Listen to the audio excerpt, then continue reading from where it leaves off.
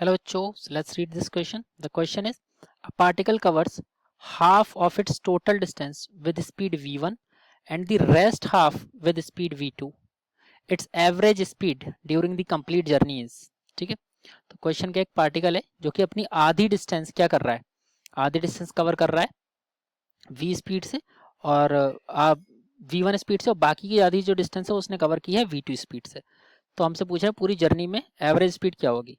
तो यहाँ पर हम लोग इसकी जर्नी को अगर देखें, ठीक है, तो अगर ये मेरा पार्टिकल ए से स्टार्ट हुआ बी तक गया, ठीक है, तो अगर इसकी टोटल डिस्टेंस थी,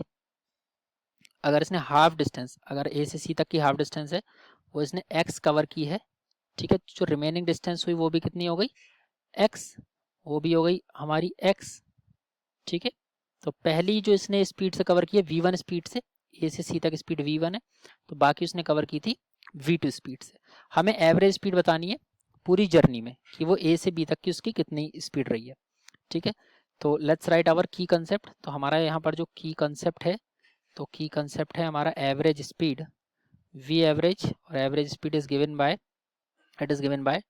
total distance by total time. ये हमारा इसका की कंसेप्ट रहने वाला है, total distance by total time,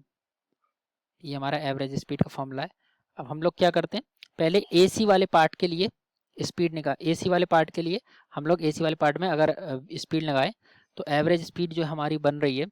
average speed, तो एसी वाले पार्ट के लिए अगर हम स्पीड लगाएं तो ये बनेगा v1 is equal to, v1 is equal to distance कितना चल रहा है x, और लेट्स से उसको टाइम कितना लग रहा है ए से सी तक t1, तो ये हमारा बन जाएगा x अपॉन t1, ठीक है। दैट एम्प्लॉइज यहाँ से हमारा t1 आ जाएगा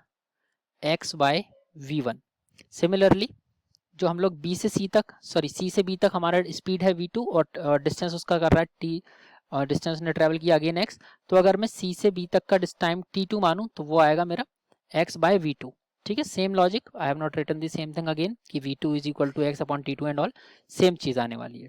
ठीक है। अब एवरेज स्पीड हमारा होता है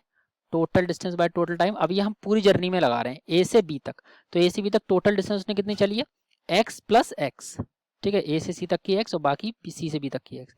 एक्स प्लस एक्स, और उसको टाइम कितना लगा है, टाइम लगा है उसको t1 plus t2, value put करेंगे,